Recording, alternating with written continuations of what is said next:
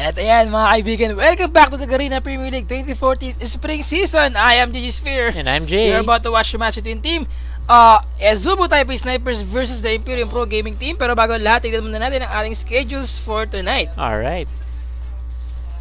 So our schedule for tonight, of course, earlier at 6 p.m. we had the Saigon Jokers versus the AHQ Esports Club. Of course, right now, our second game is between the Azubo Taipei Snipers versus the Imperial Pro Team. Followed later on at 8 o'clock, we'll have the Singapore Sentinels versus the TP Esports Manila Eagles. And last but not least, at 9 p.m., the final match for the regular season will be between Yo Flash Wolves and the Saigon Fantastic Five. Alright, so let's take a look at our standings now. Of course, our standings for today, or Group A rather, would be TPA, or Group B rather, is TPA, of course, being undefeated this season, 10-0, perfect record this season.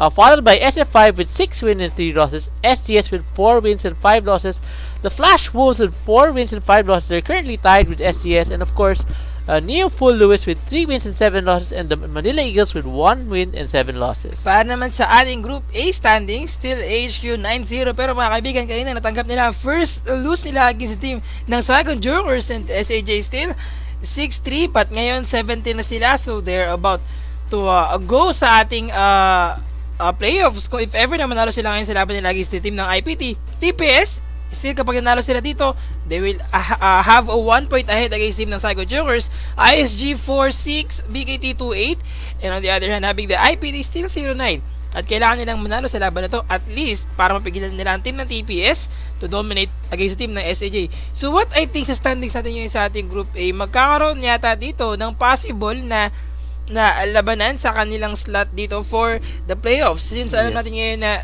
SAJ still 6-3, pero kanina nanalo sila sa team ng HQ, ngayon 7-3 na sila. TPS 7-2 pa rin. Pag natalo sila ngayon sa team ng IPT, they will have the 7-3 score. Yes. Actually, secured naman yung position in the playoffs. The only thing they're going to be fighting for is the area or which bracket they'll be placed in once the playoff begins. Now, of course, TPS, if they win this, should have a clear victory. SAJ will need to win another game if they want to go against TPS for a knockout or a tiebreaker game. Alright, yes, so mga kaibigan, sa ating head-to-head match, Azubo Taipei Snipers versus the Imperium Pro Gaming Team. Let's see. Yes, ang ating top laner na si Zonda for the Azubo Taipei Snipers Pro Gaming Team na si Rebenga. yes. This is most likely going to be an interesting matchup in the top lane. Pero I am thinking na Rebenga have to do something sa kanyang performance in the top lane dito. Kailangan niya mag-excel, kailangan niya gumawa ng bagong strategy, kailangan niya mamili ng bagong champion na medyo unusual na ginagamit niya. Like champion na alam nating lahat na hindi laging ginagamit sa top lane. We used to see ngayon ng mga champion like Rise in the top lane, champion like Karma in the top lane, also a champion like Swain in the top lane dito na sobrang effective against their opponent, whether Renekton, whether Shivana, and depende na ito sa kung paano nila utilize na maayos yung kanilang playstyle dito in the top lane, at depende na rin sa kung paano tutulong itong si Rox o yung kanilang jungler na si Hero. Mga kaibigan, game muna tayo ngayon ang match between team Azubo Taipei Snipers versus the Imperium Pro Gaming Team. Banning phase na tayo ngayon. Ayan, so for sa kanilang lineup, Azubo Taipei Snipers, we have Zonda, Winds, Oril, God, JJ, and Away. Still sa kanilang original lineup dito. Yes. IPT on the other hand, we have Rebenga, Hero, Light, Fear, and Shadow. Yeah, so on the blue side, of course, is the Azubo Taipei Snipers, and then on the purple side, we'll have IPT. Now, this will be IPT's last game of the season. I feel like they'll definitely need to do something really drastic if they want to win this game, since they haven't won any games yet. They've been a little bit performing not so bad in some of their games, but in the other games that they did lose quite significantly. So hopefully IPT could get it together and probably surprise Azubo Taipei Snipers with an unorthodox lineup like what they did to HQ in their previous game. Looking at the lineup of the bands of team ng Azubo Taipei Snipers dito, they're trying to shut down like the champion ni Hero nito, si Pantheon. We have Ziggs for Light in the mid lane. Alam na lahat na talagang magagaling itong mga champion na to or itong mga player na sa paggamit ng mga champion na to. That's right. Tingin ko nag-research itong Azubo Taipei Snipers para sa team ng IPT.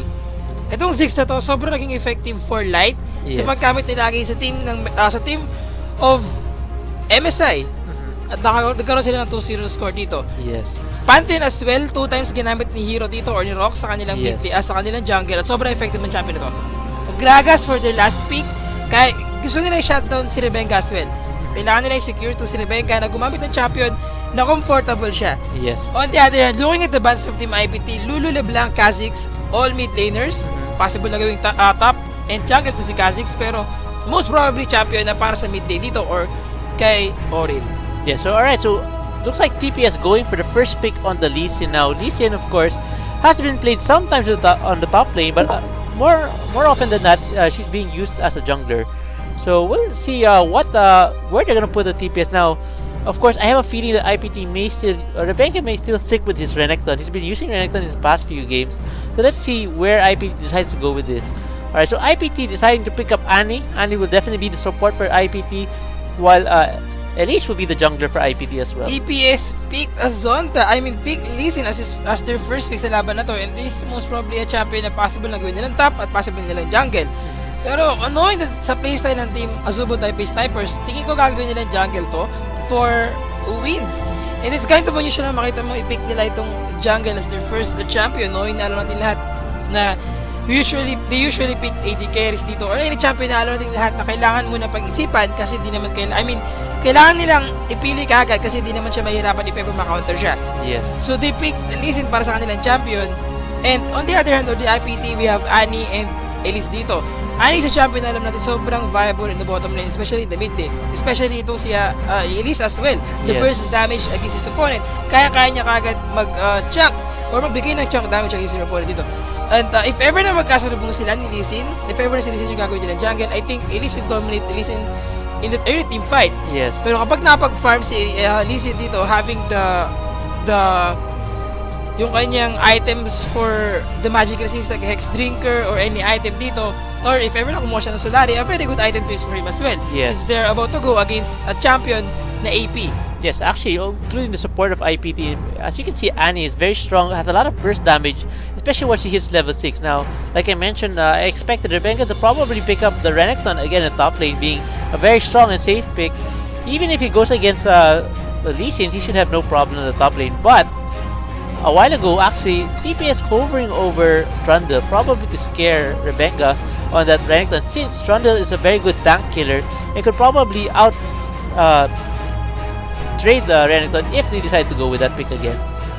And I'm thinking ngayon na possible na magkaroon ng unorthodox picks ang team ng Azubo Taipei Snipers dito dahil possible din na isipin nila na kaya nila labanan ng team ng IPT dito. Pero IPT can't be underestimated, mga kaibigan. Unti na lang sana, last time, the first game nila against team na HQ, almost there na matalo nila yung laban na yun. At manalo sila sa laban nila against team na HQ. Pero ngayon, mga kaibigan, looking at the lineup of team na Azubo Taipei Snipers, they have Twitch, they have Thresh, and Lee Sin so far. At pinag-iisipan nila yung kanilang last 2 picks dito. If ever nakuha nila si Kog'Maw and Dr. Mundo will go to the top lane and AD carry for Kog'Maw dito. Yes, actually I was surprised a while ago. They were actually thinking of doing a Shen, so let's see what it looks like they're gonna go with that Kog'Maw and Mundo. I am thinking na gagawin nila mid-carry dito si Kog'Maw or si Ori. Dito gagawin din si Kog'Maw as their champion. Looking at the lineup, yes, they picked Nidalee for their last pick dito. Lineup of Team IPT, we have Renekton, Elise, Nidalee, Draven, and Annie. On the bottom lane, in the bottom lane, we are seeing na damage from Draven dito and the stun from Annie. Disabled from their champion dito. Sobrang effective against their opponent. Was lalo na kapag mabot siya ng level 6 with a T-burst.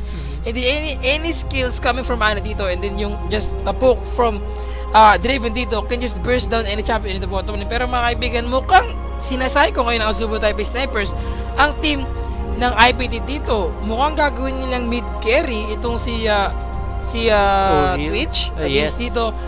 Dito kay instead of getting Kog'Maw as their AP carry the mid lane. Pero let's see kung magkakaroon sila ng last minute swap sa pagkakataon ito against team ng IPT. 5 seconds left bago makita natin ngayon ang final picks of 2 teams dito. And yes, mukhang gagawin nilang mid lane si Twitch against kay Nidalee dito. And this is a very hard lane for Light dito since early game. Alam natin lahat na hindi mahihirapang bumawi dito ang kanilang AP carry. Yes. Any AP carry na nilaban mo sa AD carry dito, AD carry have the advantage kasi alam natin lahat he doesn't need to use their skills. Unlike itong mga AP carry, kailangan nilang umuha na kanilang level dito, kailangan nilang mabot ng level 6 to get the Cougar form, to just burst down any champion dito for their team. Yes. At yun ang magiging advantage itong si Twitch in the mid lane against Yes. kay Nidalee. Looking at the lineup of Zubu Taipei snipers now, I'm expecting Lee Sin to do a lot of ganks early dun sa mid lane. And of course, the Twitch pickup in the mid lane, if ever he does really stick to the mid lane, because they could do a lane swap. That's not an impossibility that maybe they might have Thresh support Ori in the mid lane while God JJ just using the range of Kog'Maw to last hit under his turret at the bottom lane.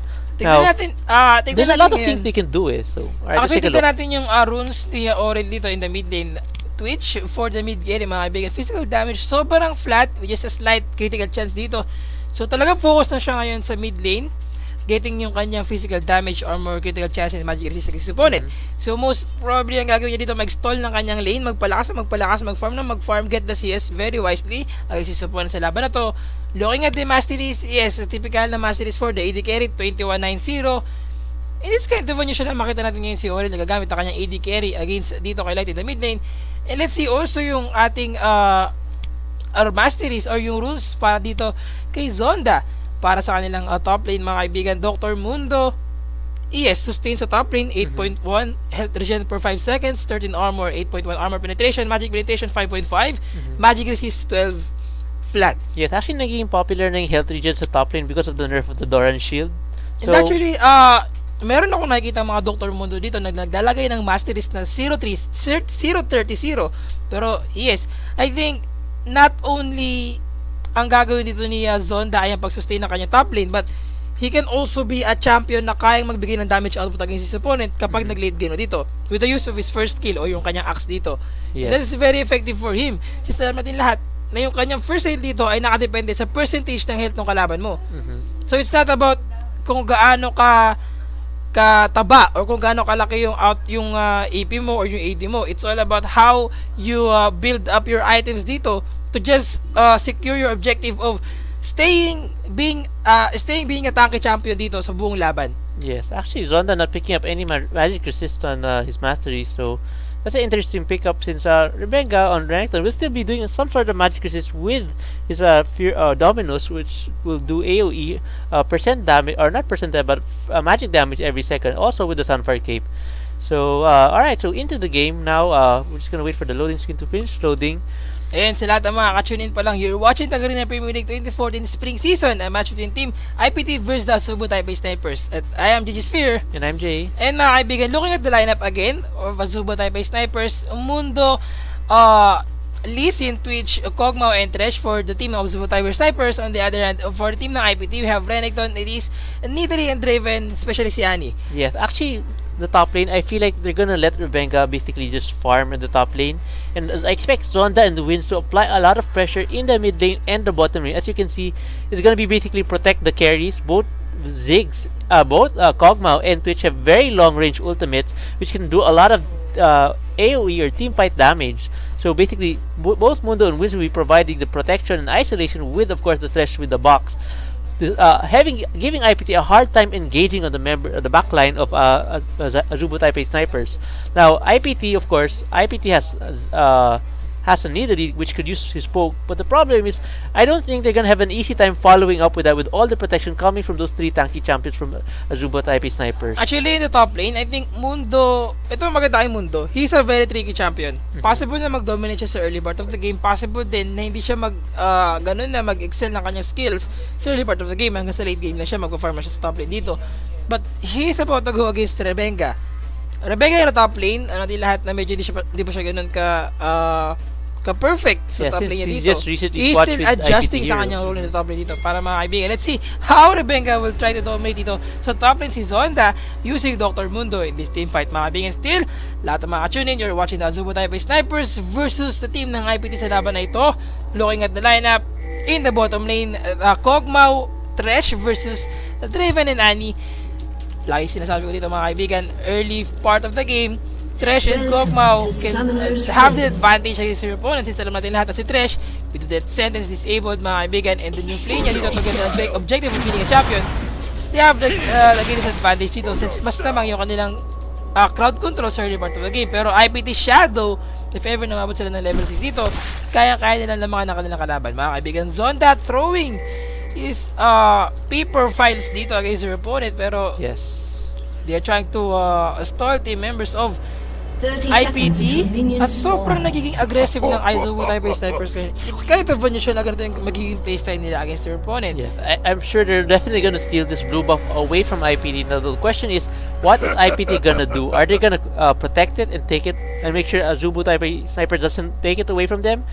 So this could be a very, very messy level 1. So TPS definitely putting a very high risk here in this level 1. So let's take a, and as you can see, Twitch is still in the mid lane, keeping Nidalee away from the fight. So let's see how IPT would handle this. Especially, they haven't placed down any of their wards. Their wards are already off cooldown already. Yes, and take they note should be mga placing it kaibigan, down. IPT Rebecca isn't aware na merong champion dito from Team Azubu Taipei Snipers. Apat na champion dito, the jungle, the top lane, and as well as yung kanilang bottom lane mga kaibigan. At magkakaroon ng lane swap ang team members of IPT going to top lane and they're aware na mangyayari to. Rebecca, if ever dumaan siya dito sa kanilang bush, with the two champion mga kaibigan, they're trying to get the first blue buff and they have to use his smite mga kaibigan na napakaaga dito. First look for team ng Azubu Taipei Snipers, and with that, yes, they picked up another first blood. I mean, their first blood in this match, and a first blue buff sa laban nito for the team members sana ng IPT, but yes, they stole that blue buff for Lee Sin instead. Yes, IPT here gonna have a hard time coming back from this. As you can see, not only did Lee Sin take away the blue buff of IPT, but he also removed some of the Wolves camp already, and this will definitely give IPT here a much harder time to get back into the game, especially the risk of Hero on the Elite to invade the jungle of Lee Sin is very dangerous, especially with the... Yes, mga kaibigan, in the mid lane, a very good job for Oril getting that first kill in the mid lane. At gaya na sinabi natin dito, 80 carry dominates the 80 carry sa early part of the game.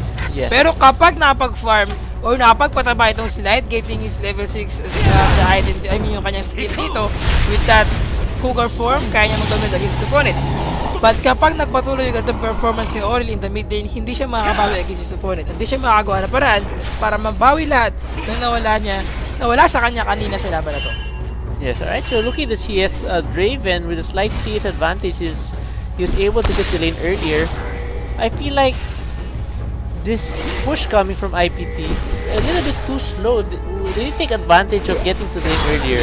Now IPT Rebenga have to face off with God JJ and Aoi here in the bottom lane. Rebenga level 2 right now, being able to see is pretty well right as of the moment. So hopefully he doesn't get caught by any of those death sentences. If he does get caught, for sure he will go down very easily by... Sobrang sulit yung death sentence ito at ang play itong si Attraction the bottom lane or si Aoi mga kaibigan. The top lane, IPT Fear and Shadow trying to push the first turret, and if ever na makuha nila to against their opponent, kaya nila mag-dominate sa laban na to at makabawi sa mga pagkakamali nila ng early part of the game. Mga kaibigan, kita-kita natin ngayon na ang ating goal difference ay unti-unting lumalaki in favor of team ng Azubu Taipei Snipers, but kita-kita natin ngayon na gumagawa ng paraan ng team ng IPT para makabawi sa mga pagkakamali nila kanina sa laban. Looking at the CS to top lane mga kaibigan, 11-14, and lamang si Draven ng napakalaking CS dito compare kay God JJ, knowing na yes, early part of the game pa lang tayo dito, kakaroon pa lang versus kanina, 2 kills pa lang laban na to. And around 1k ang ating goal difference. Still, in the top lane, if ever na makuha to ng team IPT, they have to switch on the bottom lane and then respond kagad, then push another first tier turret and get that dragon. That's right. Alright, so BTK is pretty quiet here in the top lane. As you can see, Fear and Shadow are just picking up CS. Wins and Hero spot each other out. Wins going very aggressive for IPT here. Yes, mga kaibigan, IPT Hero chasing Azubu Taipei Snipers wins dito. A very good job getting his blue buff back para sa kanya dito.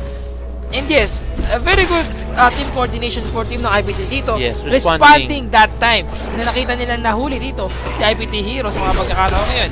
And with that, they got their kill back. Also, yung blue buff na para kay Light. I mean, para kay Hero. Double buffs actually, both blue and red. So yes, good for TPS Hero. Hero has to be aggressive now, especially since he has this blue buff. He has to help his other lanes, especially the lanes in the mid lane and the bot lane where right now they're losing. They have to do something about it. I can see Zonda clearing the wave very fast right now, and actually I'm really happy with what IPC is doing here in the top lane. As you can see, they're doing a really good job of CSing. His CS is almost perfect as of right now, and he's also done a lot of damage already to the third, even with additional damage protection coming from that item. mga kaibigan, looking at the lineup of Team IPT dito mga kaibigan. Azubo Taipei Snipers wins to the top lane, trying to gap two members of Team IPT dito. Mukhang mamamatay sila dito. Yes, one hit na lamang si Fear dito, but he have to disengage. A very good job for team members of IPT. Try to disengage in the top lane. And with that, muntik na silang makuha dito. Double kill sana. And yes, they have to disengage. At least mga kaibigan, Hero trying to gank already in the mid lane. A good drop of that vision ward, but flash out from Orin dito. At yun ang napakagandang item dito, pangontra sa kahit na anong invisible champion. Early vision ward gank. Yes, actually I'm still surprised that the two members of IPT in the top lane are still sticking around. If I were them, it would be smarter or safer to go back already, especially since Lee Sin is a very mobile champion. He could go around them, but looks like they've already decided to go back to base. Probably I expect Draven to pick up some more damage items to help him snowball fast in this game. As you can see, IPT here, like I mentioned, has to be very aggressive, and as you can see, he's already here in the bottom lane, trying to help out Rebenga. So throws out the cocoon, does not land or connect with any targets on the Azubu Taipei Snipers, and then the members of Taipei Snipers basically just disengage from the turret. Yes mga kaibigan, Fear and Shadow have to disengage and then recall back para magkuha ng kanilang mga items dito. And for the next few seconds, I think they are about to get the first tier 2 to the top lane. And if ever na magkaroon sila na dyan sa mag-respawn sa bottom lane, kaya nila kagad puro dito ang first dragon. But I think Azubo Taipei Snipers will do the dragon first if ever na makuha nila itong first tier 2 in the bottom lane before the team IPT does. Pero mga kaibigan, if ever na makuha to ng Azubo Taipei Snipers, mahihirapan na makahabol ang team ng IPT dito sa mga pangyayari. Mga kaibigan, ang ating goal difference ay 10k in favor of team ng Azubo Taipei. I mean 1k, sorry, in favor of team ng Azubo Taipei Snipers. And the top lane mga kaibigan, Draven have his BF sword or kanyang best friend sword mga kaibigan. Yes, ang best friend sword ng lahat ng AD dito. That is dead sentence mga kaibigan in the bottom lane tayo to get the life of IPT Rebenga, but they have to disengage mga kaibigan. Take note, level 6 na si Rebenga dito. And if ever na mag-initiate ang team members of Azubo Taipei Snipers, he can just use his Dominus dito mga kaibigan. Bottom lane 3 at top lane mga kaibigan, 3 champion of team Azubo Taipei Snipers have to gank. And yes, they pick up another kill. Rebenga chasing a champion dito. A teleport from team members of Azubo Taipei Snipers. Sonda trying to respond. Light got the life of God JJ with that good spear dito. Have to use his SS, but still, IPT Hero taking so much damage mga kaibigan. He have to use his flash out, and yes, they are about to escape. They are about to dominate that team fight. Yes, they do mga kaibigan. A very good job for team IPT. Responding very well, especially disengaging in that team fight. With that, it's a 1-4-9 exchange in favor of team ng IPT. I mean, it's a 1-1 exchange. Actually, top lane and bottom lane, magandang palitan dito sa laban na to. Yes, actually IPT's heroes Little Spiderings blocked one of the cleavers or briefcase of Dr. Mundo, allowing him to not take too much damage from that. So good job from the Spiderings blocking that. Oriel, of course, doing a good rotation actually in the top lane. The slow he provided was enough to allow a TPS wins to take down that member or Draven from the top lane. So right now IPT like a little bit behind in CS, of course. Oriel having that advantage since he's using an AD type of champion in the mid lane. Although since it's already reached past level 6, Nidalee should be able to do a little bit better, especially in terms of poke. Alright, so it looks like there's a lane swap coming now from IPT. Alam or ngayon ng TPS team, rather. alam ng IPT, I mean ng Azubo Taipei Snipers na they have to adjust sa mga pangyayari ngayon dahil alam nilang medyo lumalamang ang team ng IPT sa ginawa nilang swap lane. And dahil doon, they have to switch back again sa kanilang mga original lanes dito mga kaibigan. And top lane, IPT Fear and Shadow have to push this first tier turret, and if ever na makuha nila to, they will have another advantage sa laban na ito mga kaibigan. 3 vs 3 champion.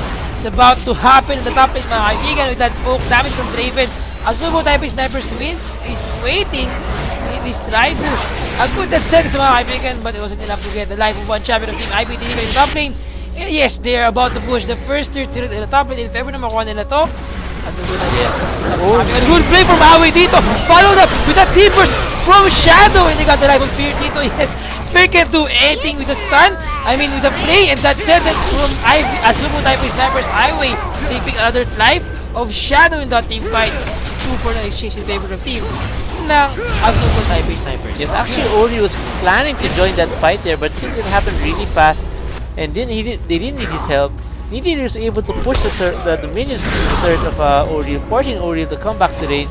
But I still feel that TPS have enough firepower to take out this middle or first turret on the top lane of IPT. Yes, a very good job for Team Azubo Taipei Snipers switching their lanes back to the original state, mga kaibigan. And instead of getting the first tier for team ng IPT, they got that first tier instead. At napakalaking advantage for the team, mga kaibigan. Good dead set, it's once again to get the life of one champion of Team IPT in the bottom lane. In the top lane, and they have to disengage using his flash and the barrier. But mga kaibigan, yes, he is about to disengage and respond from IPT Light and IPT Hero in the top lane dito.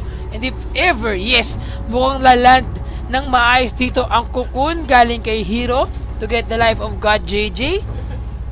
Ayan, malapit na ang Cocoon, mga kaibigan. Eto na, game about to resume. Yes, tinaman siya ng Cocoon dito. A good spear from Light in the top lane. Gumamit ang kanyang passive dito. IPT Fear. Have to catch that soul from Kog'Maw. A rappel from Hero chasing away dito. Taking so much damage and he goes down. 2 for non-exchange in favor of team members of the IPT. Instant bawi for their team. But take note, 2 turrets for team Azubo Taipei Snipers sa laban na to. Yes, actually Zonda actually winning the lane right now against Revenga here in the bottom lane. You can see the CS advantage of Mundo is already over 30 right now. So definitely Revenga needs to step up his game here and try to pick up a bit more CS so he can match up with Mundo's tankiness in the later game. Almost enough, mga kaibigan. Sobrang kanyang damage output nitong si Ori sa kanyang champion against Nitari dito. And I think it's a very wise decision sa paggawa ng kanyang home guard kasi kaya niyang mag-recall dito and just respond in the mid lane as soon as possible na makakuha siya ng chance dito.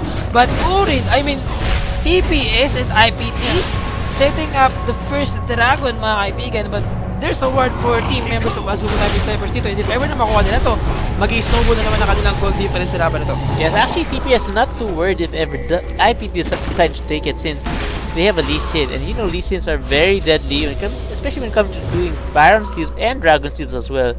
So if IPT does decide to take this Dragon, they have to be very careful not to allow anything or any steals coming from the Lee Sin, of course.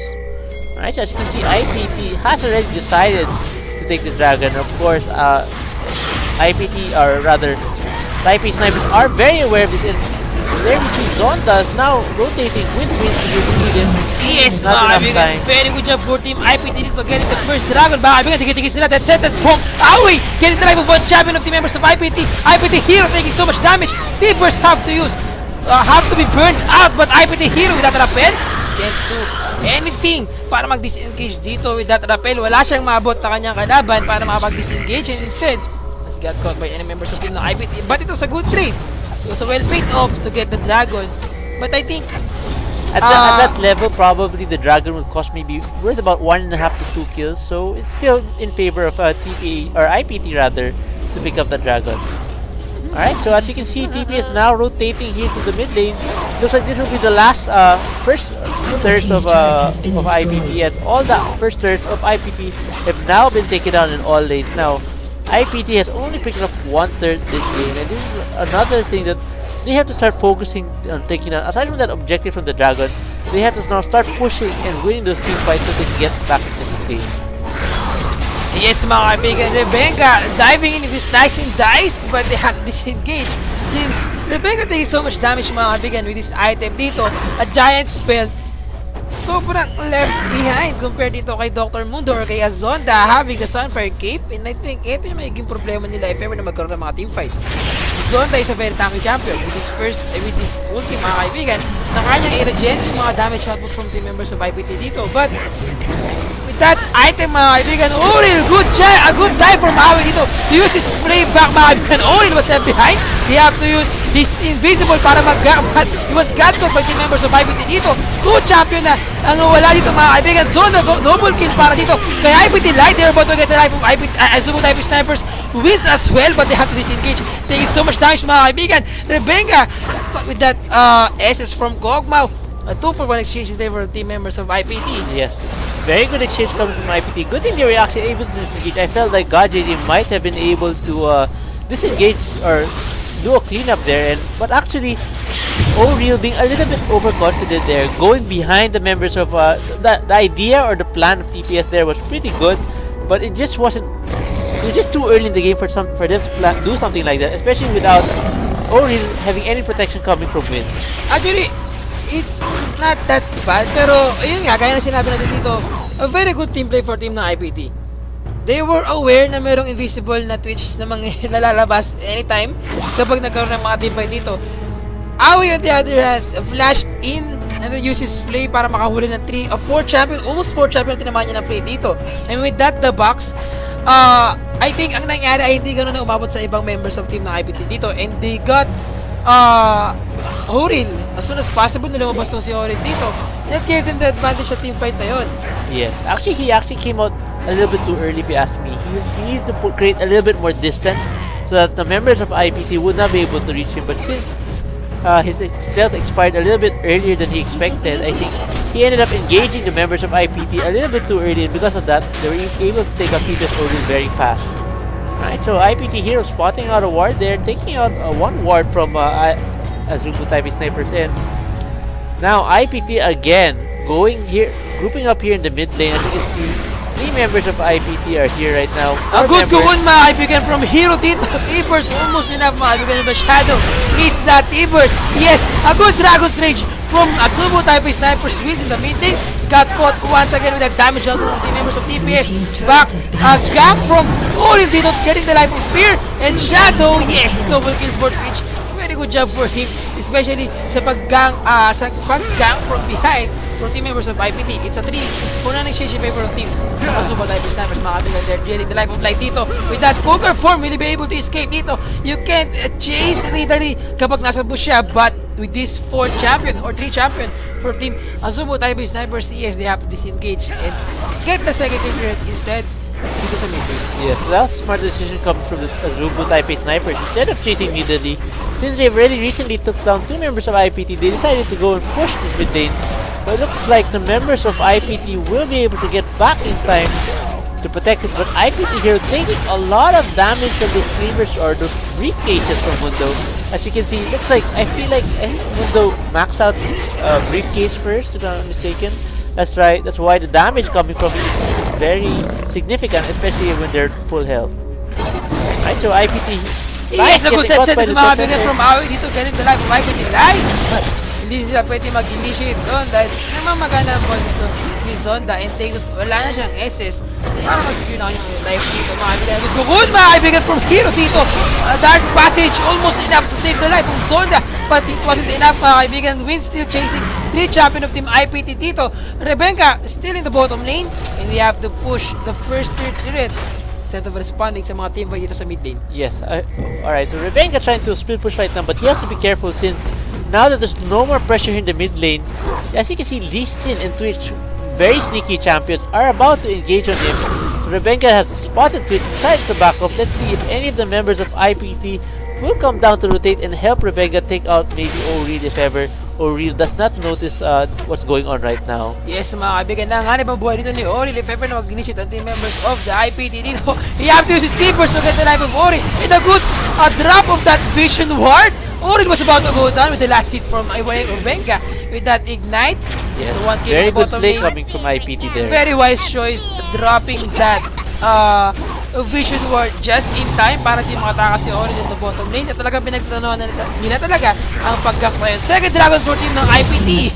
They pick up the second Dragon of this match. It's about almost 1k in favor of team ng Azubo type snipers pa rin. Looking at the kills, 11-8, at hindi ganun na na-utilize ng team Azubo type snipers yung kanilang performance sa kanilang mga champion dito. Knowing na IPT is doing a pretty good job sa laban na to. Yeah, so welcome to the League of Draven. As you can see, Draven dodging out that Sonic Wave coming from TPS wins there, and looks like TPS won't be able to pick up anything after TPA, or IPT rather, picking up that third. Yes, so far, Draven almost ahead against his opponent na si God JJ, pero looking at the CS, looking at the score, lamang pa rin dito si Kog'Maw or si God JJ. With the 125 score and 157 CS, we have at least yung kanyang Blade of the Ruiting and then yung kanyang pickaxe to in the middle. He is about to get yung kanyang Last Whisper, and that would give him another advantage sa mga teamfight na mangyayari against their opponent. Since alam natin na Kog'Maw is a very good champion when it comes to the team fight dito. And take note, Kog'Maw is one of the strongest AD carry sa ating laban. I mean, sa ating League of Legends. Yes, actually, he's a really strong champion, but the only reason why he's not picked up at all right now is because of the mobility. He lacks mobility Actually, compared to other AD carries. I think one reason kung ba't hindi gano'n na pinipili si Kog'Maw dito ay wala siyang skill na pang-escape talaga. Exactly. He's most likely a champion na kapag nahuli ng inyong kalaban, ang kaya niyang gawin ay umatake niya lang umatake. Exactly. Then kapag namatay siya, use yung kanyang passive skill to at least makabawi sa laban, right. but patay na siya dun. Actually, he's similar to Jinx, but Jinx has a little bit more advantage since whenever she kills a champion, she gets an attack speed boost. Unlike Kog'Maw, he's still a sitting duck. And also, Jinx also has a lot more crowd control with her slow and her traps. She's able to provide some CC for her team. Unlike Kog'Maw, aside from the slow from his Void Ooze, if I'm not mistaken, aside from that, he has no other way of escaping. So that's the reason why Kog'Maw needs a very strong protection, especially with this lineup, which actually Yun yung carpet na ni Kog'Maw Void niya. Pero, as you can see, one more advantage of Team IPT sa laban na ito ay walang burst damage ng team ng Kazumo Type Snipers. Wala silang AP champion na kaya mag-burst ng any champion sa mga kaibigan. At lineup from Team Kazumo Type Snipers, a good set, a good Dragon Stage mga kaibigan from Kazumo Type Snipers, who wins Hero of the Disengage. Isa 2-4 na exchange mga kaibigan na tuloy-tuloy pa rin ang laban. 4 champion of Team IPT goes down, shut down, double kill for Zonda, chasing Rebecca dito, have to use Dominus, but agad JJ still with the use of his second skill dito, Asu mga kaibigan. It's a 1-4 none. I mean, it's a 1-4-5 exchange. Very good set for Team Kazumo Type Snipers. Kita-kita natin yung coordination nila sa team dito. Death sentence from Away, the box from Away, Winds have to initiate dito and use his Dragon Rage para si Shadow ay mahulog doon sa trap or sa the box na manggagaling dito from Thresh. Now we're gonna see a very fast Baron. I don't think IPT will be able to get there, but since TPS Zonda is not tanky enough yet to tank the Baron, they decided to back away since IPT might be able to pick up several kills if ever they decide to stick around, especially with the armor shred coming from Baron's damage, of course. So looking at the lineup, Jay, as you will see, TPS don't have any champion na merong AP or like AP skills dito. And it's kind of unusual na makita mong bumil dito ng Spirit Visage itong si Rebecca. Well, actually, there is a little bit from Kog'Maw from his, yes, from his ultimate. Meron, but other than that, and the slow and the poison coming from Twitch, but like you mentioned, hindi siya significant or really worthy to pick up magic missile. Probably the reason why he's picking that up is so that he has a little bit more sustain. Just like Mundo, the Spirit Visage allowed them to heal a little bit more. Yes. So other than that, and the cooldown reduction, of course. So those are very good things on IPT Rebecca. But actually, you're right. I think it would have been better if he decided to transition into more damage, like on the Tiamat or the Tiamat or like the Ravenous possible din Hydra. siguro kung he is aiming for he's aiming being attack champion dito, he's most likely much better siguro kung kumuha siya ng Randuin sa open. Yes, that's or right. Thornmail or any item na kayang mag-secure na kalang objective sustaining the team fight. Kasi looking at the lineup dito, ang team ng Kazumo Type Snipers ay nakadepende sa kung gaano katagal mangyayari yung team fight. Yes. Ang team ng IPT, kapag nakuha kagad sila ng champion dito, dominating sila sa laban. Kaya nila kagad ubusin ng team members sa Kazumo Type Snipers dito kung may makuha kagad sila isang champion. At kung mabilis ang team fight dito, they have the advantage since meron silang AP carry at meron silang burst damage from Elise, from Nidalee as well. And then a stun from T-Burst, mga kaibigan. A good initiate from Winds dito, getting drive of Hero. He have to use his rappel para mag-disengage at jump in to that waits in the jungle, mga kaibigan. IPT Rebecca getting drive of Zonda dito. I think it's a very bad choice to get that Zonda, especially he's using Mundo, but he goes down in the bottom lane, getting the second tier turret for a team of Kazumo Type Snipers. Yes, 1-for-1 exchange right now, and actually, I'm sorry, I just realized, although they're still team fighting, the reason why Rebecca actually is going for the Spirit Visage is because of the percent damage coming from the Mundo and the Kog'Maw that deal magic damage of percent life. So that's the reason why he's going for the Spirit Visage. So yes, it's actually still not a bad item to pick up. Plus the cleavers, including the Sunfire Capes coming from Mundo, is also magic. So that should definitely help Rebecca survive a little bit longer. Alright, so that's probably the reason why Rebecca still decided to go for the Spirit Visage. because of the percent damage comes from the members of TPS. It's about time to get the third dragon of this match for Team Azubu Taipei Snipers. This will be their first dragon. But mukhang na naman ito once again natin ng IPT 3 vs 4 champion of Team IPT. Yes, a good steal from Hero dito. Used with the cocoon, but no one got caught with that cocoon from Hero. They have to disengage. 17-10 ang ating score in favor of team ng Azubu Taipei Snipers. Looking at the CS, looking at the goal difference. 2K advantage mga kaibigan. Already chasing IPT right dito, but a response from Hero. If ever na magpilit itong si Oril o lumabas siya with that invisible, siguradong kakainin siya ng muntikan na siya naging maasim ulit. Kakainin ng spider, yung rat. Of course, spiders always like to eat rats. So, kailangan maging maingat tong si Oriel kasi may IPT hero na rat, na spider dito. As you can see, Zonda throwing out his briefcase trying to harass the IPT hero. One connects, as you can see, a lot of damage receiving from IPT hero. Now IPT Fear. Yes, a good goal mga kaibigan. Missed 40 members of Azubu Taipei Snipers dito. They have to disengage in that team fight. A flash has been burned para dito kay Zonda in the top lane. And yet again mga kaibigan, I think it's a better idea siguro for team ng IPT dito to get at least a Morelio Nomicon or getting the what do you call this, yung item like the Executioner's Blade. Yes. For Draven dito. Not only kaya nilang ma-burst kagad si Mundo sa mga pangyayari iyon if ever nagawa na siya ng kanyang ends dito o yung kanyang tawag na sa Disim. With that item pick up sa laban na to, kaya nilang mabawasan yung sustain against their opponent dito. Kaya nilang i-burst down si Mundo, kaya nilang bawasan yung health regen na mabibigay sa kanya every time na gumagamit siya ng Sadisim sa laban na to. That's right. Actually, I feel like that's a really good item to pick up, but I have a feeling that IPT Fear still might not go with that item since Raven's one of his favorite champs and he already has like a sort of a dedicated build to it. We can still see him we might still see him picking it up, but it really depends on how the game flow goes on from this point. As you can see, he already has another BF sword, so he'll probably transition this into Infinity Edge. Now, as you can see, Awe spotting a ward from IPT. Looks like they're gonna go and bait out this Baron to IPT, so IPT has to be a little careful not falling into this trap if ever. As you can see, all 4 members of TPS are on the top lane right now, while Oriel is trying to apply pressure on other lanes. Alright, so as you can see, wins using his Awe flashing Live, kaibigan, a good team burst from Annie dito to get the life of one champion of Team Azubu Taipei Snipers. They're about to get the life of Shadow dito, but they have to disengage mga kaibigan. IPT Fear was left behind. Mag-isa na lang siya against 3 champion of Team Azubu Taipei Snipers. Double kill for wins. And it's about time mga kaibigan. IPT Hero is about to get caught. For team members of Azubu Taipei Snipers, they're getting the life of one champion. Dito sa jungle, IPT Light got the life of God JJ. We still chasing Hero dito. Rebenga, so tanky champion mga kaibigan ni God. His badge is I think it's a very good item choice.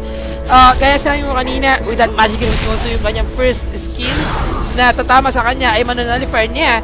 And looking at the lineup of Team Azubu Taipei Snipers, do you think in the late game, sino yung may mas magdodominate dito sa laban na to?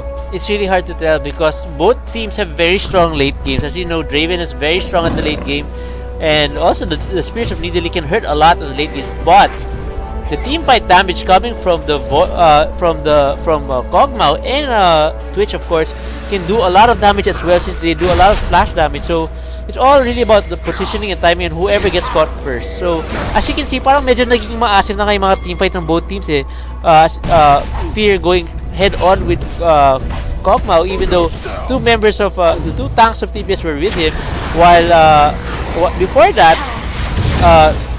Thresh flashed in just to play, but gonna die. Kaibigan, teleport dito from Zonda. Good timbers from Shadow dito to lockdown 3 champion of Team Azubu Taipei Snipers with that SS Hadisi from Zonda. He's chasing Draven dito. Fear can do anything. A good use of his first skill, but Rebenga blocked it, and he have to use his Dragon Rage to make sure that Rebenga have to disengage in that team fight. And with that, I think IPT dominated the team fight na nangyari dito, and the Azubu Taipei Snipers have to disengage in the team fight since alam nila na medyo nahihirapan silang makabawi against team ng IPT sa mga pangyayari ngayon. 19-12 ang ating score at hirap na hirap ang team Azubu Taipei Snipers na masecure ang kanilang objective of winning this game, especially getting the turrets of team IPT. Looking at their turret destroyed, it's still 3-3. Pareho tayong may mga second tier turret pa at wala pang nakaka-advance sa laban na to. That's right. Alright, so it looks like the IPT now on the driver's seat. As you can see, they've all grouped up in the mid lane and they're gonna try to push this last middle third here in the mid lane. Of course, so the front line of TPS has gotten pretty tanky. As you can see, Mundo with almost 3,000 HP right now has completed the Sunfire Cape, the Straight Visage, including the armor for Rajin's Omen. Isang magandang kukul lang from IPT dito or kay Hero, siguradong kaya nilang manalo sa mga teamfight na mangyayari. And I think, sobrang ganda ng champion choice of team. Azubu type is they're chasing 3-5 champion of team. IPT mga kaibigan, IPT Shadow, have his T-Burst, and he can't use it very well kasi alam niya na yan. Naiwalay ngayon ang team members of Azubu type snipers, and if ever gumamit siya, death sentence from Awi dito ganyan type of Rebecca. Rebecca was about to get caught, and they have to use his slice and dice para mag-disengage in that team fight. Yeah, Switch actually being very painful right now. As you can see, he's already picked up Ghost Blade and Static Shiv as well. So it looks like his next item is gonna be Blade of the Ruined King, and once that happens, his ultimate will be doing percent damage to multiple members. Mga kaibigan, fake Baron for team members of Azubu type snipers. He uses death sentence to get the life of IPT Light, but kitang-kita natin yung damage output ng mga team members of IPT, especially kay Fear with that Draven Axe mga kaibigan. Welcome down to the league of Draven, chasing Orin dito. He have to stun Rebecca, very good job for him. Stunning Orin dito, but he didn't get that life. God JJ, I mean wins. That call with that Ignite Zone na still chasing 3 champion of team members of the IPT dito. He have to use his sadism. He is still taking so much damage mga kaibigan, but IPT Fear chasing Kog'Maw almost enough to get the life of 1 champion of team Azubu type snipers. A very good job. IPT Fear is doing a very good job sa paggamit ng Draven ngayong laban na to. Alam natin lahat na ito si Draven, isa sa pinakamahirap na AD carry sa laban sa ating League of Legends. And it's kind of unusual na makita natin na Draven nagpo-fronta sa laban nila against team members of the Azubu type snipers. That's right. So it looks like right now TPS is basically gonna pick up their first dragon of the game. I believe this is the 4th dragon of the game and their first for team TPS. And then now IPT Light have to be careful if ever he goes near the Baron again. Like I mentioned a while ago, TPS is definitely gonna bait out that Baron several times, but if they with the vision that they have right now, they should be able to spot out the members of IPT, and if they know that none of the IPT members are responding, they'll be able to pick up the dragon, or Baron rather. Nagkaroon tayo ng medyo konting lag doon mga kaibigan, but still 21-14 ang ating score in favor of team ng Azubu type snipers pa rin, and it's about time mga kaibigan for team IPT to get their objective done in the mid lane. I think they are about to get the second turret in the mid lane mga kaibigan. Looking at the lineup of Team Azubu type snipers, mapapansin mo na meron sila pang initiate, meron sila champion na nasa likod na mga good kukun mga kaibigan from Hero dito. Stand by Hero in the meeting si Zonda dito, but he is taking so much damage with that attaching ace from Zonda. He is chasing Hero dito. A heal from Light, getting the life of 1 champion of team members of Azubu type snipers. A good teamers mga kaibigan. Awi goes down, easily got checked by team members of IPT dito. Will still chasing Azubu type snipers. God JJ is killing spin na mga kaibigan. They got the life of Rebecca. Very good team coordination for team Azubu type snipers. I mean IPT 2 for an exchange. Orin mga kaibigan nasa likod na naman. He is chasing team members of Azubu type snipers dito. Rapel from Hero, shot down mga kaibigan, but Draven got down as well.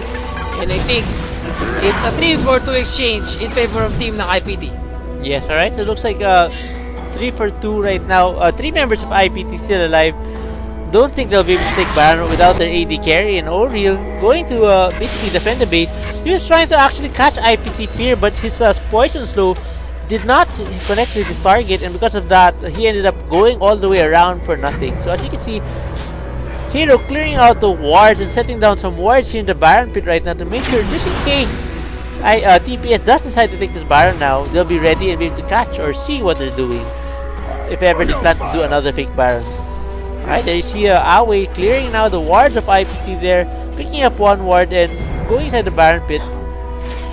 This will definitely be a Baron fight in the next few minutes. So right now, members are just clearing out the jungle. As you can see, Oriel all the way at the blue buff of IPT, and it's probably gonna try to steal this away from them.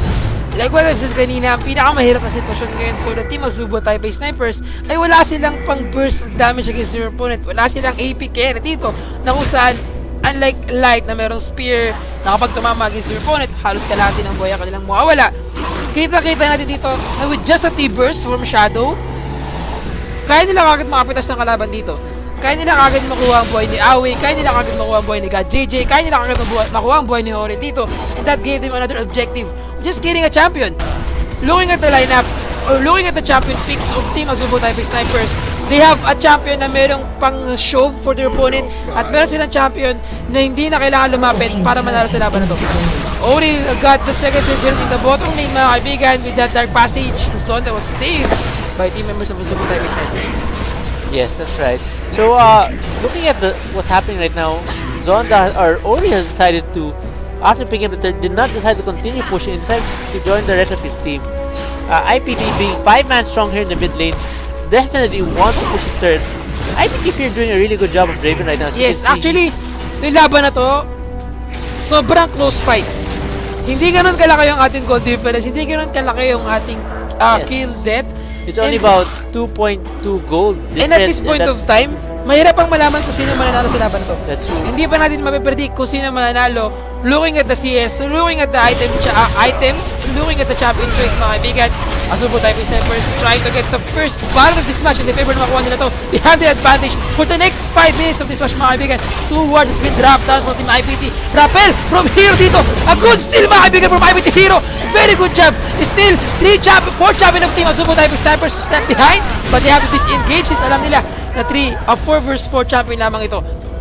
Yes, actually I'm surprised. It took them so long to take down IPT Hero. They were so afraid that the members of IPT were gonna collapse on them that they practically ignored Zonda for like a good 2 to 3 seconds. Then realized since none of the members of IPT decided to collapse on them, that's the only time that they took down IPT Hero. Grabe, mga kaibigan, Rappel from Hero with that smite steal. With actually good coordination from IPT, like throwing his spear at the right time, so as soon as the repel comes down, he'll be able to smite it and pick it up. And I think one reason kung ba't nakuha niya yun ay because Azubo Taipei Snipers, medyo, syempre nasa kanila yung pressure eh. Dahil nasa kanila yung chance to get the Baron. That's right. Pero dahil nagkaroon ng chance dito ang team ng IPT, and I think it's kind of unusual na hindi nila makita yung mga ward dito. No, na, they do yes, those wards. There's Oh a yeah, vision yeah, ward, yeah. but they can't see this ward. I think it's a bit too far, maybe. It might have been a bit too far. Actually, I've been testing this so far na ngayon eh. And talagang effective siya. You can see the ward na nandito anywhere in this place, yung torch na yan. But the one on the top, you can't. Yes. Pag bandang nasa taas na siya or bandang baba na, at lagi ko siyang... medyo tinigil talaga yung paglagay ng wards doon. Expect a nerf. Expect another nerf. Yes, mga Aside from the kaibigan. exhibitor, will have a pink ward nerf in the Baron pit. Alright, so Ito na, anyway. mga kaibigan, they're about to get the 33rd in the mid lane. Kita-kita natin ngayon na sobrang laki ng damage output nitong si Fear against his opponent. 1,000 critical. And if ever na masaluto ng kahit na sinong member ng Team Azubo Taipei Snipers take out, ang kanyang critical ay true damage.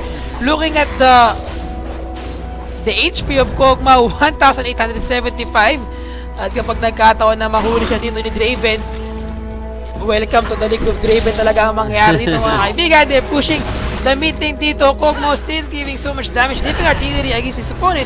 And I think ito na lang ang kaya niyang gawin hanggat hindi pa nag-i-initiate ang kahit na sinong member sa laban na to. Yes, but actually, if we get to the late game, it's gonna be kind of scary, especially for IPT, since they only have one AD carry. Both AD carries of TPS both have Lane of the Ruins King, so it'll be very hard for IPT Fear to Kita mo yung Jay, sobrang bilis na mawasak ang Dragon dito.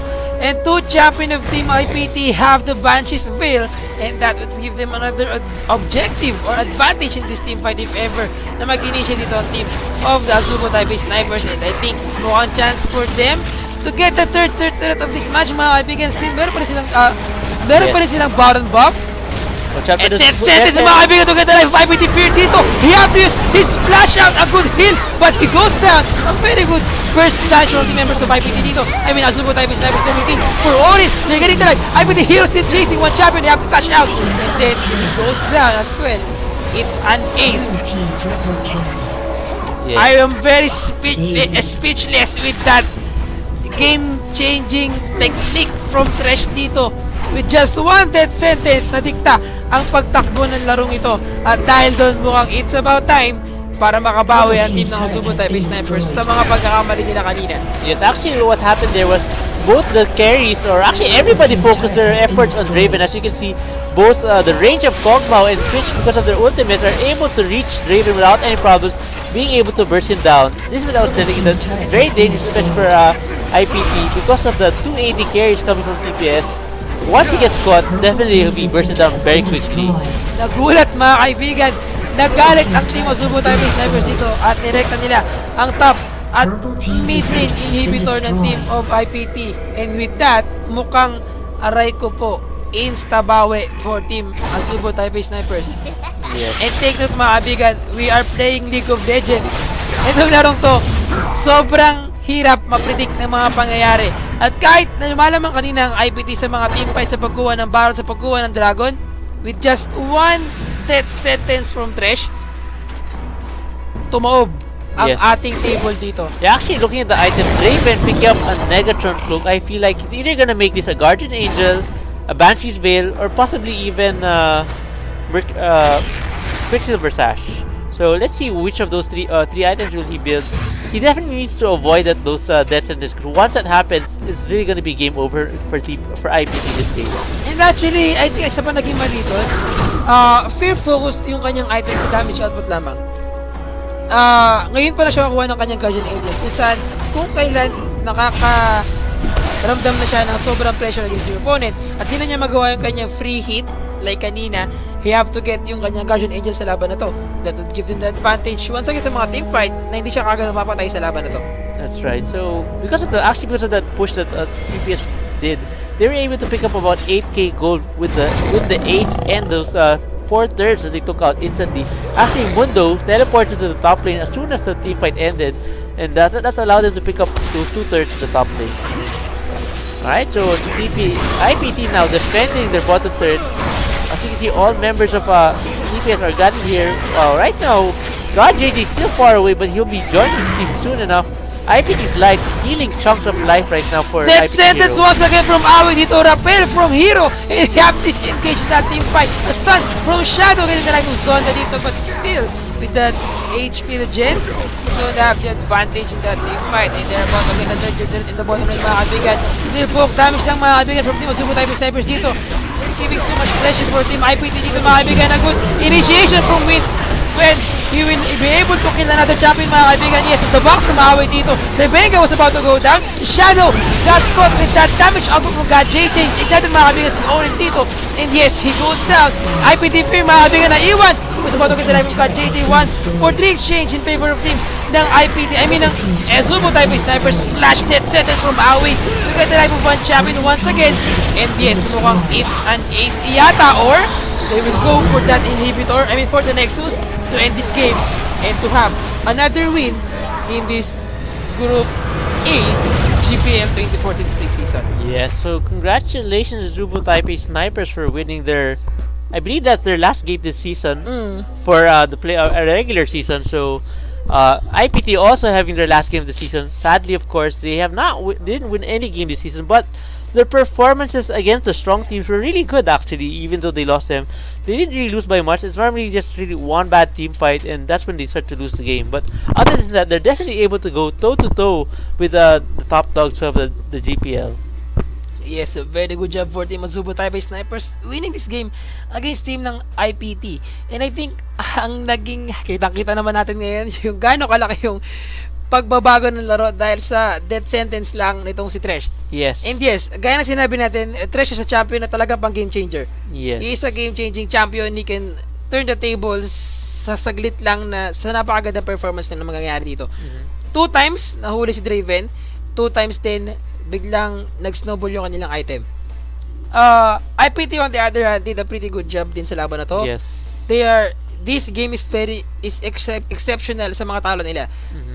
Konti na lang sana kaya nilang manalo, pero dahil sa death sentence talaga ni Thresh, naging death ang sentence. I mean, na-sentensyahan sila na kamatayan dito. That's right. Yet mga kaibigan, MVP, yes, it was Thresh. It was Away doing a pretty good job. 4-4-22 score. Congratulations, actually, good job for Away. I agree with you. He should be given the MVP, especially since he's filling in the roles for their previous support, which is TPS Mistake. And even during that time, TPS Mistake was really one of the most are the best, or not really the best, but one of the the most key points of respectful TPS. player sa Yes. League of Legends. Talagang isa sa pinakamagagaling, isa sa pinakarespetado, isa sa pinakamagaling mag-strategize dito. Yes. TPA, And former TPA and former TPS Mistake. that's right. He used to be the team captain for both of those teams, and now Awe filling out the role for Mistake, doing a pretty good job. Not as dominating probably as how Mistake used to do it, but definitely enough to give TPS the wins that they need. Again, Alright. sa lahat ng mga ka-tune in pa lang, you're watching the Green na Premier League 2014 Spring Season. Meron pa tayong laban mamaya. MLE versus Team Singapore Sentinels. Yes, Maraming we'll salamat. just have a 10-minute break, and then as Yes. soon as that break's over, we'll be right back and we'll shoutcast that game for you guys. Maraming salamat sa lahat ng mga nanonood ngayong araw na ito. Kita-kits tuloy tayo maya-maya lamang after a few minute break. Again, I am DJ Sphere. And I'm Jay. You're watching the Green na Premier League 2014 Spring Season. We'll be right back.